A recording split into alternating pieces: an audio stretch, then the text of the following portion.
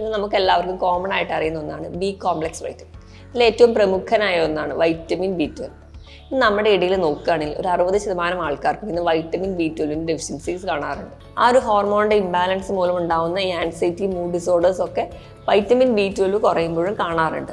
നമ്മൾ പൊട്ടാസ്യം അടങ്ങിയ ഭക്ഷണങ്ങൾ കൂടുതലായിട്ട് കഴിക്കുക. പൊട്ടാസ്യം കൂടുതലായിട്ട് അടങ്ങിയിരിക്കുന്നത് അനാറ്, ഉലുവ, കരിക്ക് തുടങ്ങിയവയിലാണ്. ഹായ്, ഞാൻ ഡോക്ടർ പ്രിയ, QNB ഹെൽത്ത് കെയറിലെ ഹോമിയോപ്പതിക് ഫിസിഷ്യനാണ്. ഇത് നമുക്ക് എല്ലാവർക്കും കോമൺ ആയിട്ട് അറിയുന്ന ഒന്നാണ് ബി കോംപ്ലക്സ് വൈറ്റമിൻ. ഇതിൽ ഏറ്റവും പ്രമുഖനായ ഒന്നാണ് വൈറ്റമിൻ B12.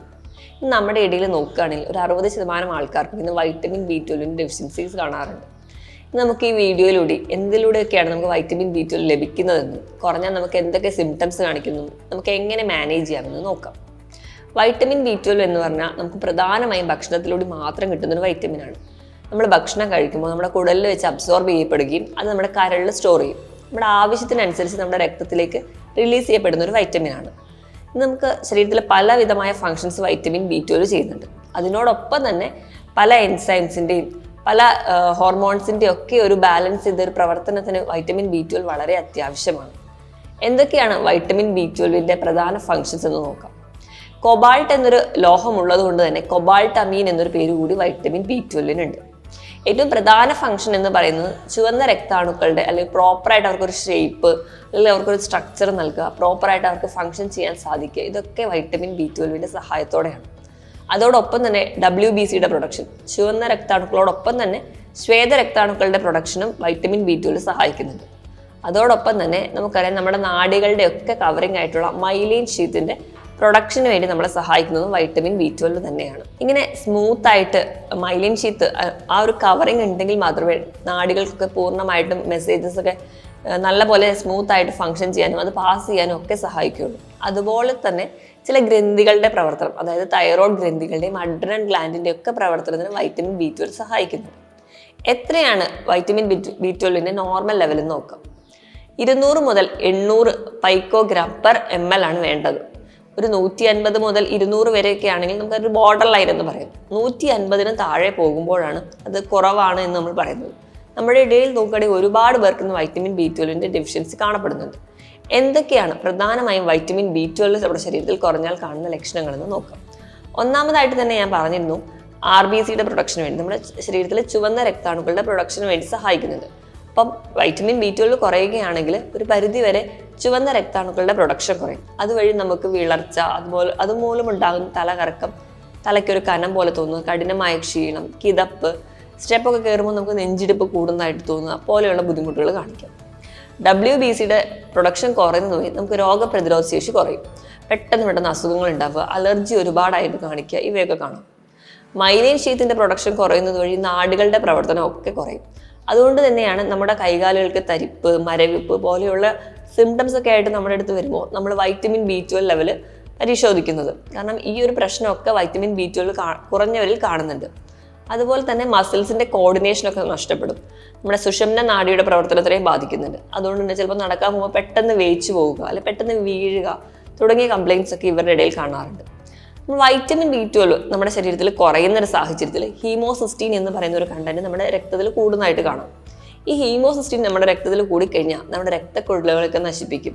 അത് പെട്ടെന്ന് അതിന് ക്ഷതം ഉണ്ടാവുകയും അതിറോസ്ക്ലിറോസിസോ അല്ലെങ്കിൽ പെട്ടെന്ന് പൊട്ടിപ്പോവാനുള്ള ടെൻഡൻസി, അതുവഴി ബ്ലീഡിങ് ഡിസോർഡേഴ്സും അതുപോലെ തന്നെ സ്ട്രോക്ക് പോലെയുള്ള കണ്ടീഷൻസ് ഉണ്ടാവാനുള്ള ടെൻഡൻസി വളരെ കൂടുതലാണ്.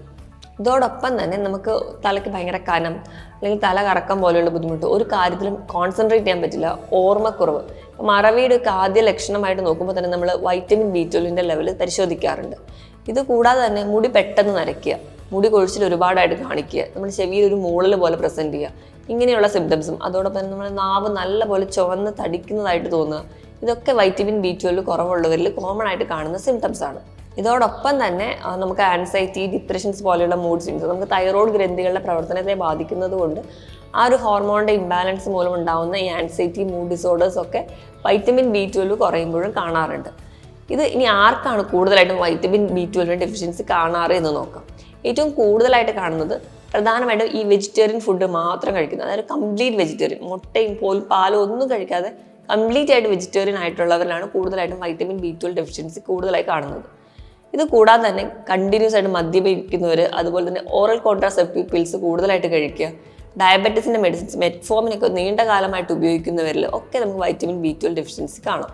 ഇതുകൂടാതെ തന്നെ ആവശ്യമില്ലാതെ തന്നെ ഗ്യാസ് ട്രബിൾ അങ്ങനത്തെ കണ്ടീഷൻസിനൊക്കെ വേണ്ടി മെഡിസിൻസിനെ ഡിപ്പെൻഡ് ചെയ്യുന്നവർ, സീലിയാക് ഡിസീസ്, കോൺസ് ഡിസീസ്, അതുപോലെ പാൻക്രിയാസ് ഗ്രന്ഥികളെ ബാധിക്കുന്ന രോഗങ്ങൾക്കും പാൻക്രിയാറ്റൈറ്റിസ് പോലെയുള്ള കണ്ടീഷൻസിലും ഒക്കെ നമുക്ക് വൈറ്റമിൻ B12 ഡെഫിഷ്യൻസി കാണാം. ഇങ്ങനെ വൈറ്റമിൻ B12 ഡെഫിഷ്യൻസി കണ്ടു കഴിഞ്ഞാൽ നമ്മൾ എപ്പോഴും ഒരു ഡോക്ടറുടെ കൺസൾട്ടേഷൻ എടുത്ത പ്രകാരം കൃത്യമായി ബ്ലഡ് ടെസ്റ്റ് ചെയ്തതിന് ശേഷം മാത്രമേ ഒരു സപ്ലിമെൻറ്റ്സ് എടുക്കാറുള്ളൂ. ഇനി നമുക്ക് എങ്ങനെ സപ്ലിമെൻറ്റ്സ് കൂടാതെ തന്നെ വൈറ്റമിൻ B12 എങ്ങനെ മാനേജ് ചെയ്യാമെന്ന് നോക്കാം. വൈറ്റമിൻ B12 പ്രധാനമായിട്ടും അടങ്ങിയിരിക്കുന്നത് നോൺ വെജ് ഫുഡിലാണ്. ഏറ്റവും കൂടുതലായിട്ട് പറയുകയാണെങ്കിൽ കന്നുകാലികളിൽ, പ്രധാനമായും ഇല കഴിക്കുന്ന കന്നുകാലികൾ, പശു, അതുപോലെ ബീഫ് അല്ലെങ്കിൽ ആട്, ഇവയുള്ള മൃഗങ്ങളിലാണ് കൂടുതലായിട്ടും. അതും കൂടുതലായിട്ട് അവരുടെ ഇറച്ചി, അതുപോലെ തന്നെ അവരുടെ ബീഫിൻ്റെയൊക്കെ ലിവർ, ഇതിലൊക്കെയാണ് കൂടുതലായിട്ട് അടങ്ങിയിരിക്കുന്നത്.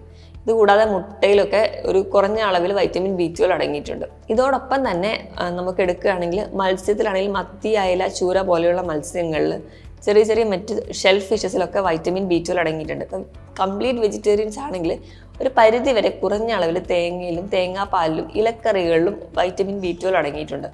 കംപ്ലീറ്റ് വെജിറ്റേറിയൻസിലാണ് കൂടുതലായിട്ടും വൈറ്റമിൻ B12 ഡെഫിഷ്യൻസി കുറഞ്ഞ് നമ്മൾ കാണുന്നത്. ഇനി ഇപ്പോൾ കംപ്ലീറ്റ് ആയിട്ടൊരു വെജിറ്റേറിയൻസ് ആണെങ്കിൽ തന്നെ നമുക്ക് അത് ഓവർകം ചെയ്യാൻ വേണ്ടിയിട്ട് വൈറ്റമിൻ B12 ഫോർട്ടിഫൈ ഉള്ള സീരിയൽസോ അല്ലെങ്കിൽ മറ്റ് വെജിറ്റബിൾസിലും സോയാബീൻസൊക്കെ കഴിക്കുന്നത് വഴി ഒരു പരിധി വരെ നമുക്ക് വൈറ്റമിൻ B12 കിട്ടും.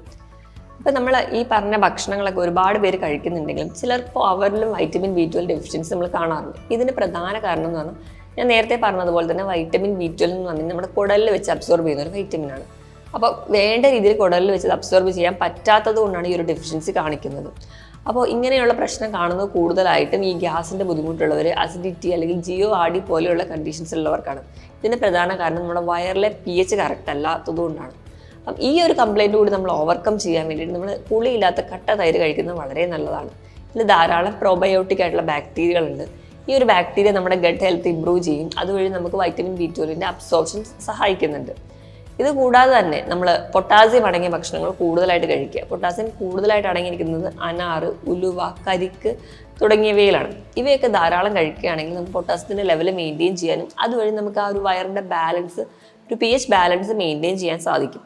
അങ്ങനെയാണെങ്കിൽ മാത്രമേ നമ്മൾ വൈറ്റമിൻ B12 അടങ്ങിയ ഭക്ഷണം കഴിക്കുകയാണെങ്കിലും നമ്മുടെ ശരീരത്തിലേക്ക് അത് അബ്സോർബ് ചെയ്യുകയും വേണ്ട രീതിയിൽ സ്റ്റോർ ചെയ്യുകയും വേണ്ട രീതിയിലേക്ക് രക്തത്തിലേക്ക് റിലീസ് ചെയ്യാനും സാധിക്കുകയുള്ളൂ.